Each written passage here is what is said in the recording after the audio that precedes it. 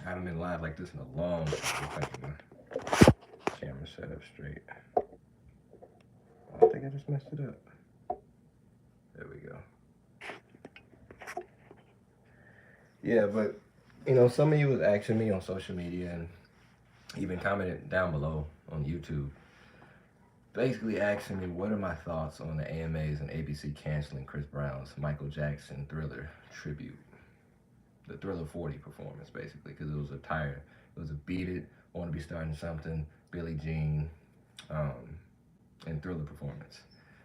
So basically, I think that the industry are trying to take two black entertainers out at once. And basically, they're trying to crucify Michael Jackson, and they're doing it. They set an example through Chris Brown. Like, the AMAs basically never told Chris Brown that he was not going to perform. Ever. They didn't tell him that. They didn't tell him the reason why. They just told his camp, like, hey, look, you're done. And I think basically they never had any intentions on Chris Brown performing at all. They just kind of wanted to get him there to set an example to the black community by saying, hey, black music is in trouble right now. And it really is in trouble because Chris Brown is the greatest entertainer of our generation, in my opinion. He's the greatest dancer, singer, live performer in our generation. And the fact that they are basically canceling him while honoring another black man is like a double. Like, a lot of people aren't looking at it from that perspective. This is Thriller 40 anniversary, and we're not going to see a tribute to Michael Jackson. And the closest person that can give us that tribute to Michael Jackson is Chris Brown. Hold on, guys, one second.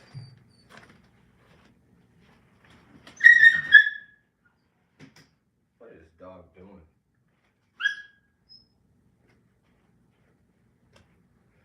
Sorry, guys. My dog was tweaking. He got caught up in something. But anyway, I just think that it's bogus how the industry is just like every black R&B singer is something on us. You know what I mean? And it's just getting ridiculous at this point. At first, it was one of those things where I wasn't gonna go live and I wasn't gonna talk about it. But now it's just like, it's ridiculous. CB, everybody has a past, you know what I mean? Every black entertainer in general, not even just CB, has a past. But the fact that the world is still going on about some shit that CB did, when I was, 13? I'm 27 now.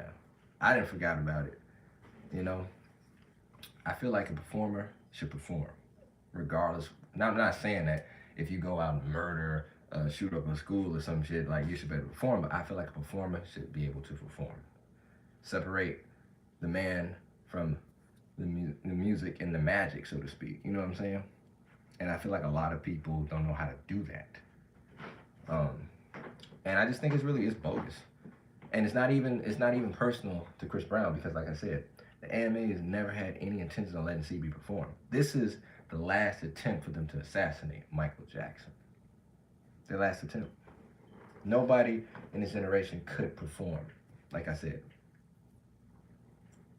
What's up, boss? Been watching you since. What's up, bro? Appreciate it. Yeah, I haven't been live in a long time, guys. I haven't done one of these in a long time. But I feel like I needed to talk about this. This is crazy, But like I was saying, they're basically assassinating Michael Jackson's career. And they know Chris Brown loves Michael Jackson. And they know Chris Brown is a so-called troubled singer himself. So let's get rid of both of these trouble niggas, basically, is what the industry is saying. Let's erase both of these guys. And I think it's ridiculous. It's gross that what they do in the black culture, black music, in general. None of our black artists are safe. I remember when the award shows were fun to watch when I was a kid. Back when I was a teenager and a small kid, the BET Awards was our awards. I ain't our awards no more. You got as much as I love Ed Sheeran, as much as I love Justin Bieber, and I don't care about white artists or any other particular artists performing at our awards, but those are our awards. You felt our culture. Like, you felt like we were being represented properly when we watched the BET Awards or the Soul Train Awards or the MTV Awards, right? Around the answer to him in 2009, people still going on about it. He's a nice guy that caught. Yeah, I agree with you, King.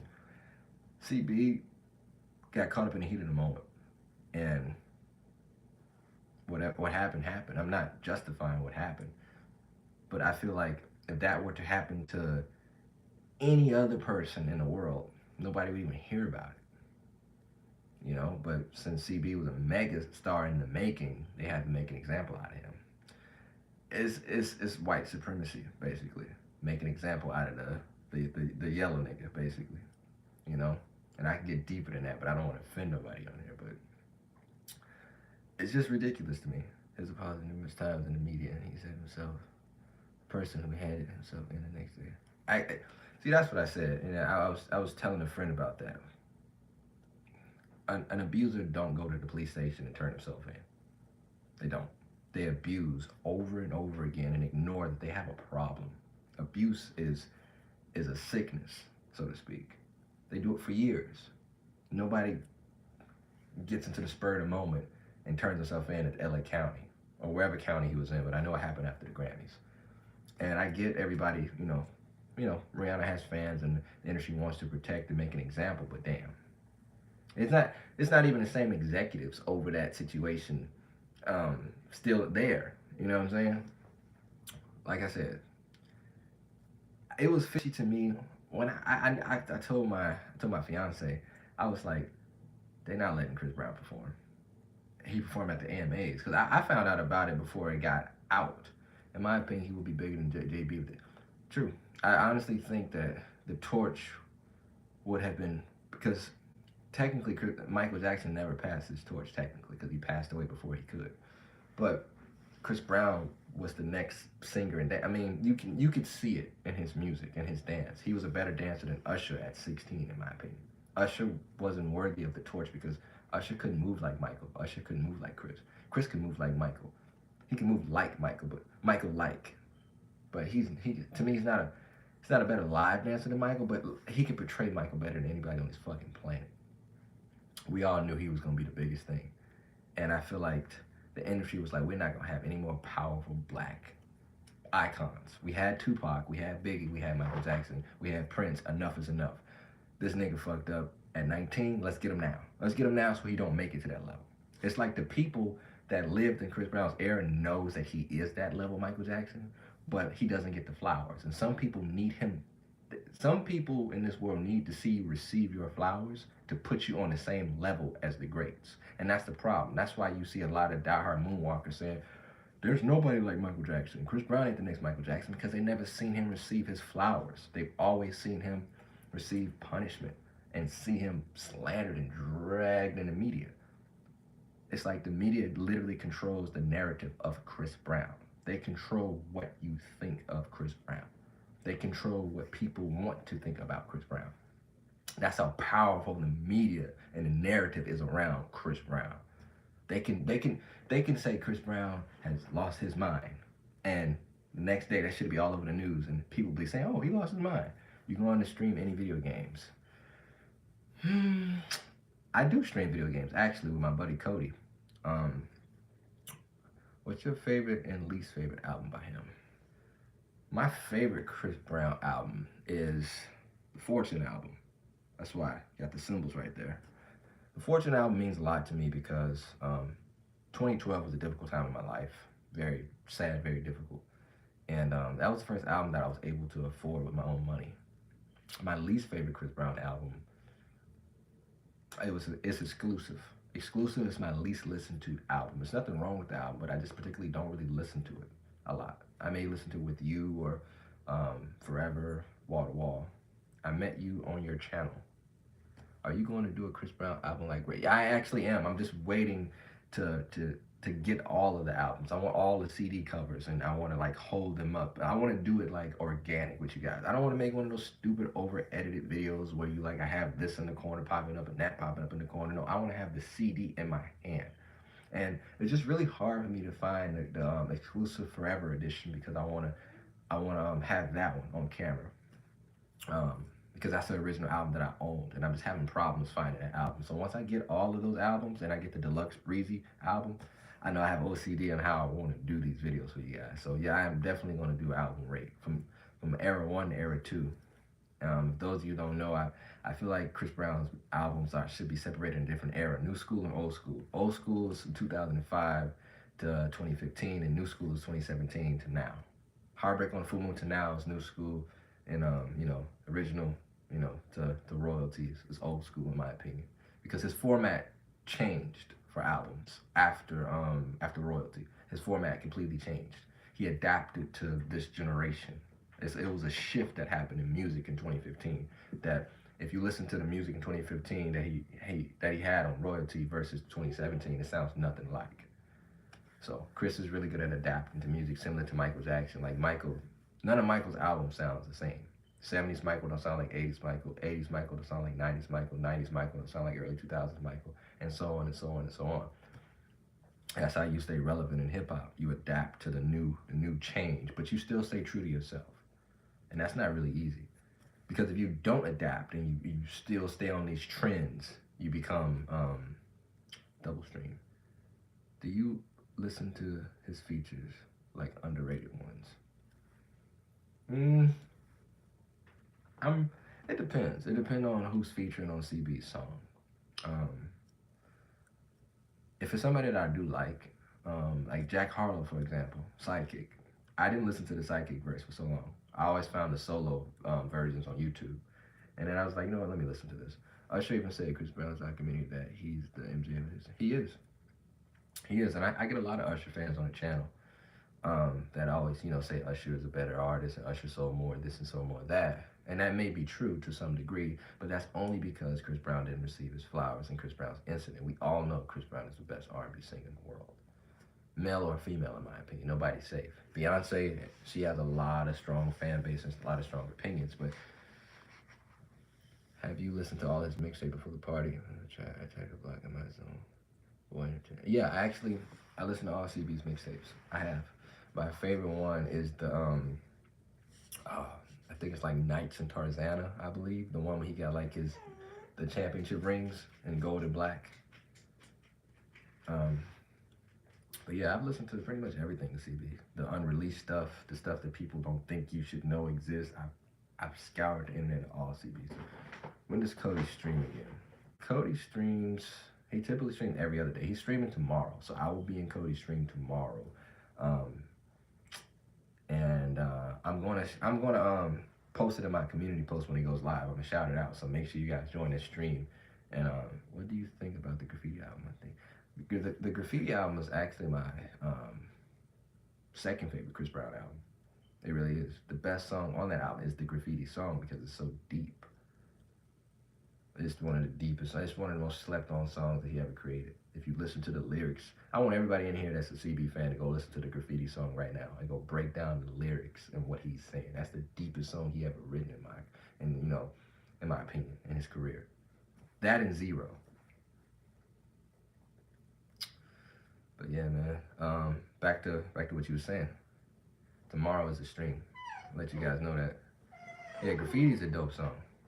My dog is going crazy over there. Y'all hear her. She's just a puppy. And she keep getting into so much stuff. But yeah, y'all, I will, if you guys want to see me stream video games, or if you guys want to watch a series of me playing a video game, I may play some video games on here. Eventually, I have to get a PS5 camera because the only problem is I don't have a camera. That's the only reason why I didn't go live through the PlayStation like I used to do back in 2019, 2020. Because I don't have the PS5 camera yet, but I will have one soon. So just bear with me. How has it? My mental health has been improving. I actually just moved into a new place, a new apartment with my fiance, and my mental health has been definitely improving and everything. And my dog is going nuts again. She's bored. Puppies get bored. But yeah, my mental health here she comes, has definitely been improving. And I just got a notification the Lakers won, so that's another good thing. There's so many hidden gems. People. I think the best hidden gem that Chris Brown ever had is the Play Catch Up. Play Catch Up is definitely a hidden gem. And In the City, on the Breezy album. In the City, and Petty is becoming, like, Petty is a gem for a reason. That's not popular. I thought Petty was the best song on the album, but Petty is actually a hidden gem. Nobody listens to Petty. Petty's, I don't know how good it's doing, but I'm pretty sure Petty's not getting the video because it's not doing under the influence numbers. You know, that's weird because Petty's the best song on that album, in my opinion. That's the, you know, there's always a snippet that we hear that makes us like highly anticipate the album, and that was Petty for me because we know the snippet was called Phone. We all thought the song was called Phone and not Petty before the album dropped. But yeah, just really interesting and how snippets everything just changed when everything is out. At first, I'm not gonna lie, I was one of those people that was like, I hope Breezy's not a double out, and I'm kind of wishing that Breezy had 45 songs on it now, because now I'm like, damn, I got so used to that 45 song. Can you imagine if Chris would dance Michael Jackson is? Do you think? Do you? To answer the first question, have you ever met any famous people in real life? No, I haven't. I haven't met any famous people. Um, if Chris was around to dance with Michael Jackson, bro, that would be iconic. I'd probably get that shit tattooed on my back. Let's see the other question. Do you have a number one song by Breezy? My favorite Chris Brown song of all time is Zero. Zero came out when I was going through a really shitty breakup, and it literally, the song dropped the next day. And Zero is like the male empowering song that we need in the world, you know? So Zero is definitely my favorite song.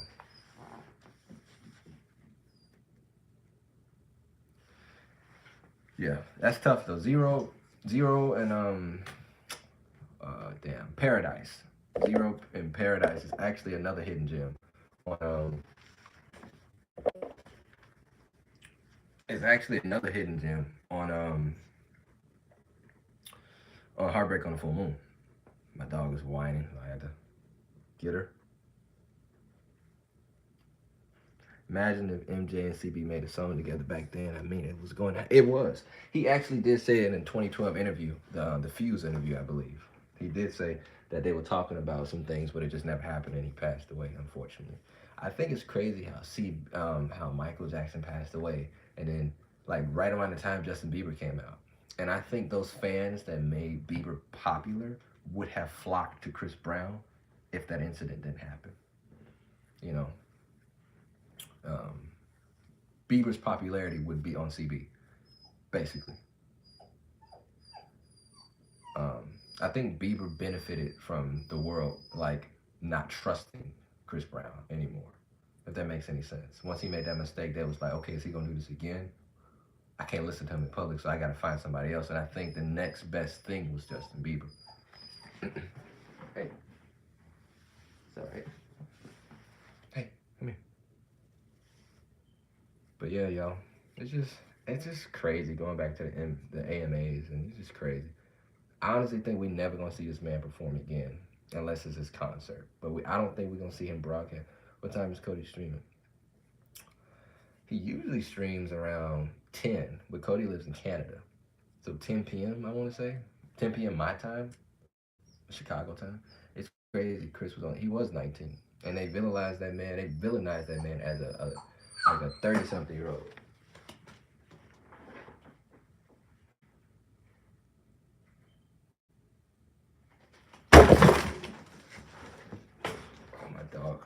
Oh, my dog keep tripping, dude. It's crazy. Calm down, girl. I got all these boxes because I just moved in. But yeah, it's just. Have you seen the Elmo commercial? Yeah, I did. I did. I seen that in the Doublemint gum commercial back in the day. I seen this whole little Sesame Street episode when I was younger. It was also crazy.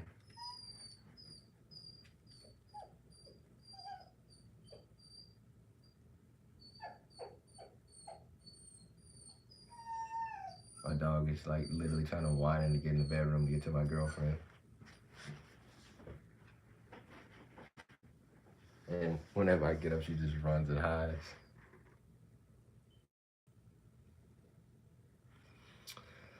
But yeah, man, it just like when I saw that, I was so pissed off because for some reason, deep down in my heart, I'm like, this man is not finna perform. Like he has been blackballed on TV. He's not performed on live television since 2017. Since Heartbreak on the Full Moon was his last live performance on television was Party. What are your thoughts on the Green Ranger? Oh man, Tommy passing away was really hard. My favorite color is emerald green. So when my fiance told me today that he passed away, that shit was devastating. He was my favorite ranger. He was a lot of our favorite rangers. It's just crazy how like he was an MMA fighter. He was just like one of the strongest people. He looked so strong mentally, but he was like dying inside, bro. It's crazy to see one of your heroes fall to mental health because it make you feel a little vulnerable.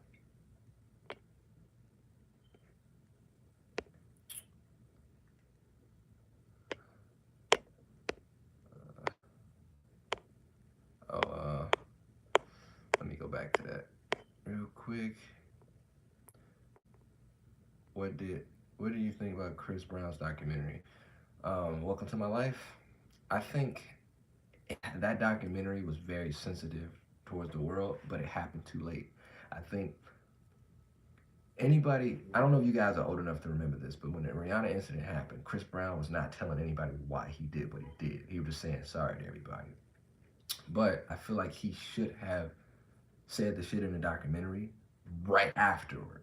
And the world would have been like, oh, okay, that makes sense. You know what I mean? He waited too late. He waited, what, 9 years after the incident to say anything. And I was just like, damn, Chris, why the fuck didn't you? I get it because he was trying to protect her and not make her look like a villain either. Because he thought it was a small chance for them to get back together. And I get it. That's what you do when that's your girl. And then once the relationship dies down and now you two are apart, you can kind of reflect and have a different headspace, different, opinion. Chris Brown, petty, underrated. Chris Brown is pretty underrated this year. His album didn't do as much as expected to do. What do you think he will come? When do you think he will come? I think he already has come back up. I think Under the Influence kind of redeemed the fact that his album sales were poor, but his album sales were poor because RCA is low key beefing with Chris Brown's camp and his management team because they got people in their ear because they have a lot of female artists on that record label. I think LMA, I think her signed to RCA. I think a lot of female, I think it's a new female executive RCA, and they kind of want to low key like push Chris to the side. So if you guys noticed, Chris Brown didn't do any interviews for the Indigo era. And that's because his record label didn't want him to. They didn't promote the Indigo album. But the Indigo did well because it's like Chris Brown promoted that himself. Nobody promoted the Breezy album. I mean, they didn't even the damn record label didn't even make the album available until a month after the damn streaming services dropped the album, like on Spotify and Apple Music, which I thought was very weird.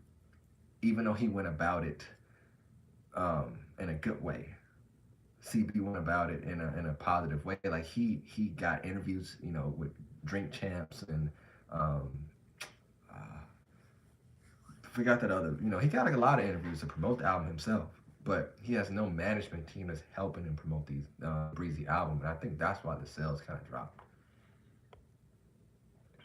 Yeah, he did commit suicide, which was terrible. He does need a better team around him. But like I said, RCA has new management now. And the old school RCA people who signed Chris Brown, like Jive Records, he was originally signed to Jive Records, but then he signed to RCA. After the Rihanna incident happened, Jive Records actually dropped Chris Brown, and RCA took him on. But now we're in the cancel culture now. It's not a good look to have Chris Brown on your record label when you do an inventory. So that's why they're not promoting his album. He does need a better team. Um, and he even was talking shit about his own record label because I remember a few days ago when the two Christmas songs, It's Giving Christmas and I think Nothing Like Christmas, when the two songs were supposed to drop, RCA held him back just to fuck with him. And I think people just trying to fuck with Chris just to get him angry again. It's just it's fucking stupid to be honest on how they're trying to break this man down. They, like Allen Iverson said, they build the black man up in front of everybody just to break him down in front of everybody. At some point, every black man gets broken down. You know, they try to find those chinks in your armor. You know, it's crazy. It's crazy just having melanin in your skin makes you just people can't forgive you that much more. If CB was a Brad Pitt type, oh my God, they would have forgot about that shit so long. I mean, look at Johnny Depp. Johnny Depp got people Not to say that Johnny Depp wasn't, you know, because I don't really know that case, but Johnny Depp got people out there saying he didn't do it, he didn't do it. If Johnny Depp was black, shit, Amber Heard would have won that fucking shit in the first goddamn 20 minutes. I'm just saying, you know, if it's different for us, it's different for us. I'm Ethiopian, by the way, but I'm still a black man. But as an Ethiopian man, is really, it's tough. Being an African man is tough in a society that we live in. Cody OG, yeah, Cody is OG.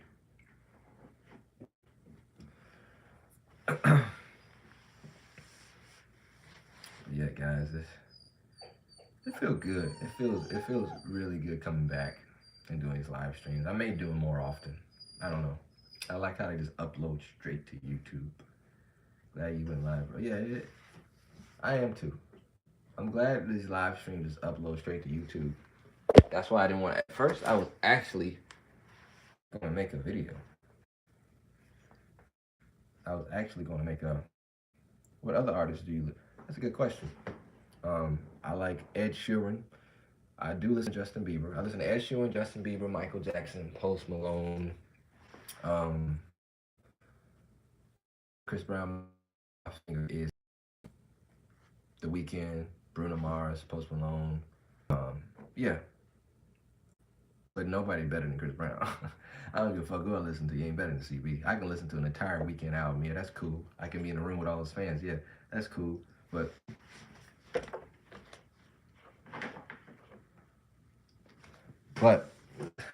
ain't nobody better than CB. Do you like Trevor Jackson?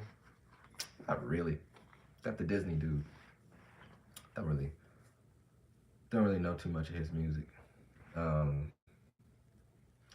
but guys, I'm actually gonna get up out of here, y'all. It was nice talking to you. More videos at a frequent rate now that I am settled into a new place and I'm getting everything kind of set up, you know, as we go. I got boxes everywhere. See, I still got my boxes everywhere because I'm in the process of setting everything up. But all right, guys. Hope you guys have a great night and great Thanksgiving, great holidays, and peace out, y'all.